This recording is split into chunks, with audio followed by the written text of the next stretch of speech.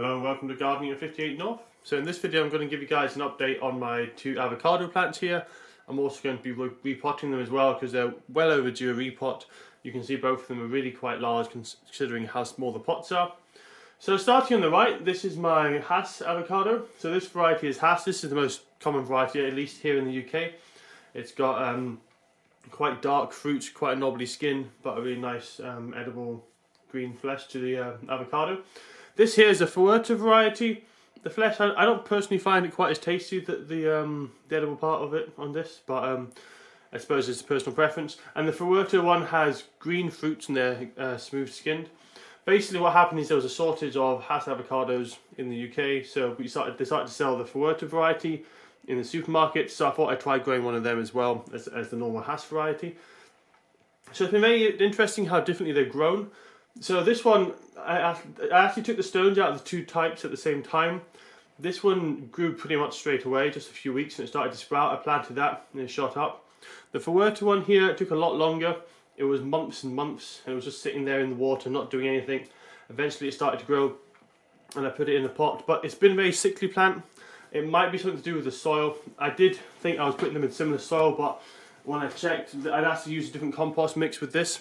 This compost mix was actually soil based, and it's kind of like, you can see it's got a lot of crust starting to form on it. It's gone kind of solid, and avocado is like a really light open mix, and so they weren't really able to get that with that mix there. So I think that's part of the reason why this is so weak. This avocado plant has been really happy in its pot though. I gave the compost that they were in lots of perlite, so they have really open mix, and this one has grown really fast, really well. This is probably coming on to about 2 years old now, but I must say the growth has slowed down quite a lot recently because the pot is so small. It's really struggling to support itself with such a small root system, so the growth has slowed right down. So that's why these both need repotting. The Fuerte one, even though it had a bit of a slow start, it has got to about the same height, especially if I hold it up straight. You can see it's almost the same height as the Hass variety, but it's a lot more spindly. The leaves are really spaced out. It's just not a happy plant. For a lot of its life, it did actually have, like you can see in this one, you can see some of the veining. It was a bit pale. I've given it some feed. That seems to have sorted that issue, but it's still not a very happy plant in general. I don't know if it's the Fuerte variety. Maybe it just grows a little bit more weakly, or maybe it's because of the soil that I used in it. I'm not too sure.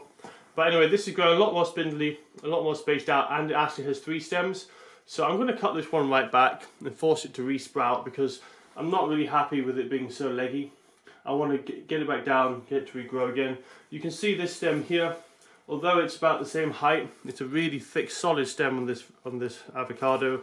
Really healthy, nice plant, really strong. Whereas this one here is incredibly thin, and you can see how wispy it is and just kind of flexible.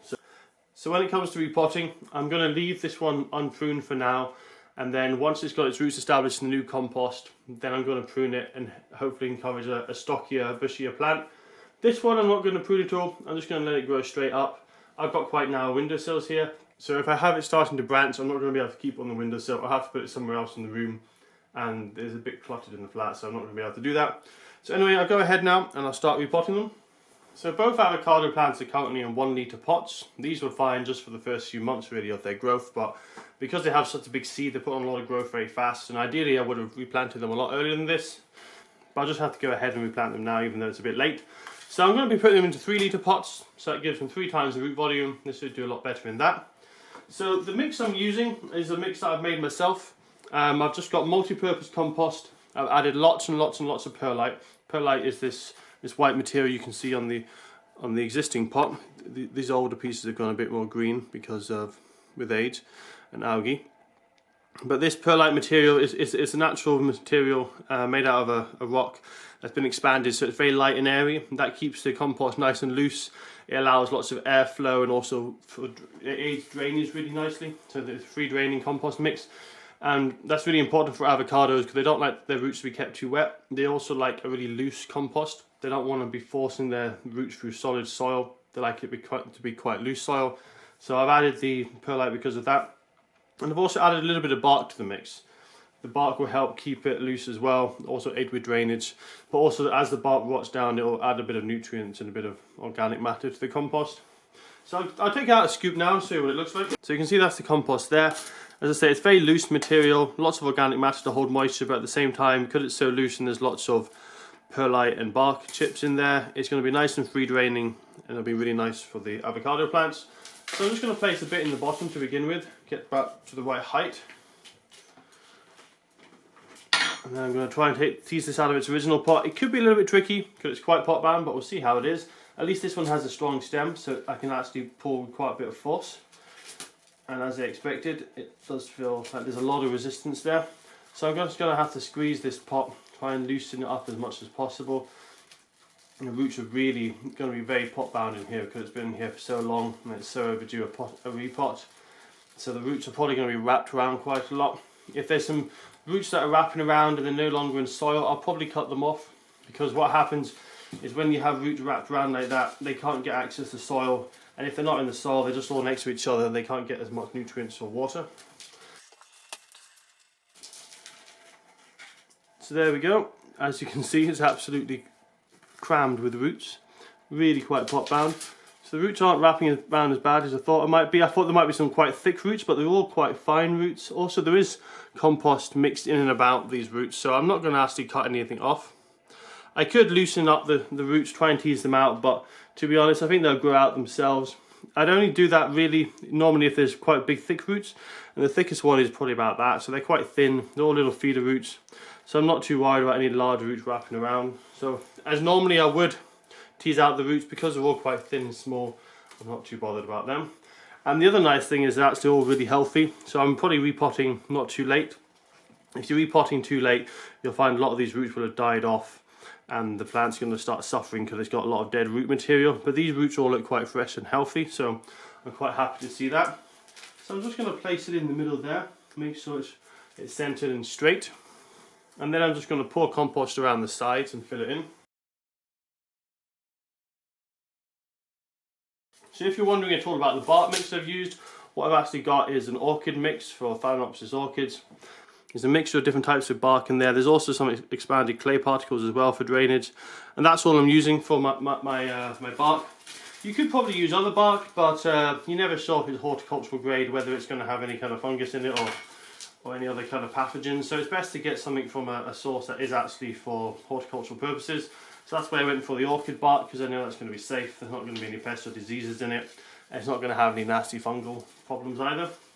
So I'm just gently throwing that down. As I say, the avocados do like a very loose mix in their soil, so they don't want anything too compacted.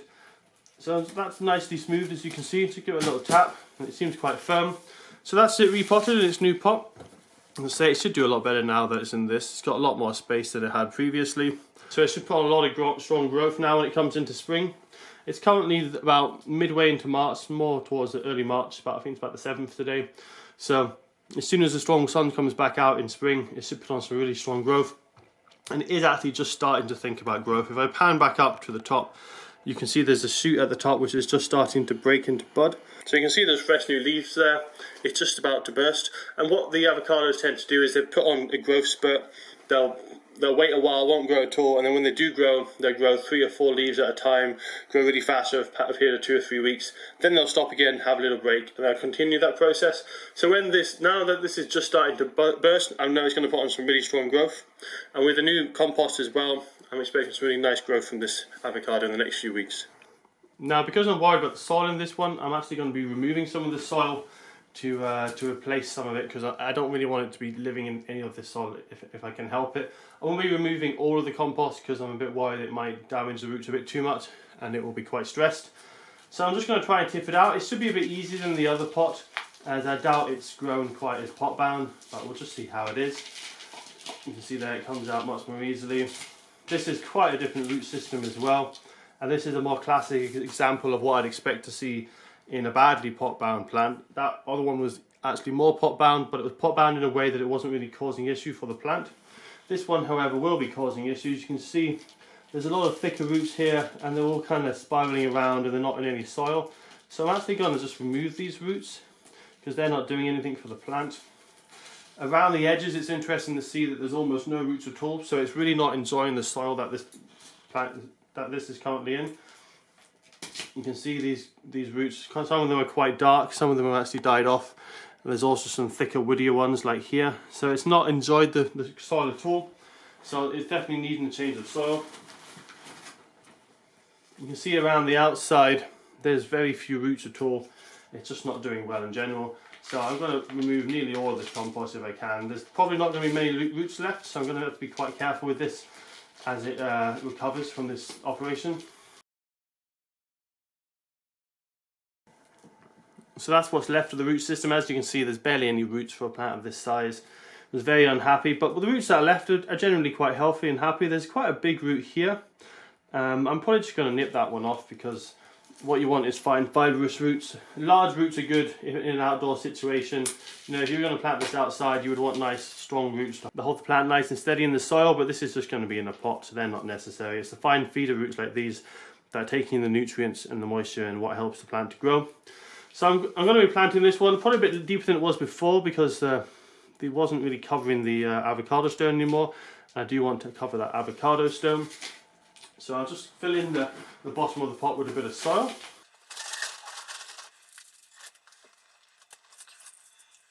Now because this one was so incredibly badly affected by the compost, and I've removed a lot of the roots and compost, it's going to be quite stressed. And you can see there's not many roots compared with how many leaves there are. So it's going to find it very difficult to support all that stem and leaf growth with such few small roots. So I'm going to remove these two smallish shoots. That will remove the amount of leaves that this has to look after, and that will mean that it's going to be much more likely to survive this kind of harsh treatment of removing all the compost. So I'll just give them a trim now.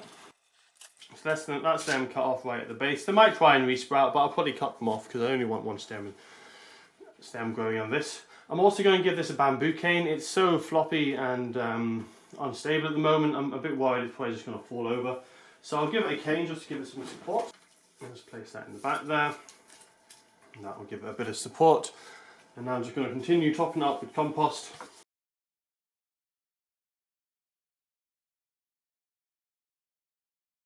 So I'm just going to use a little bit of wire.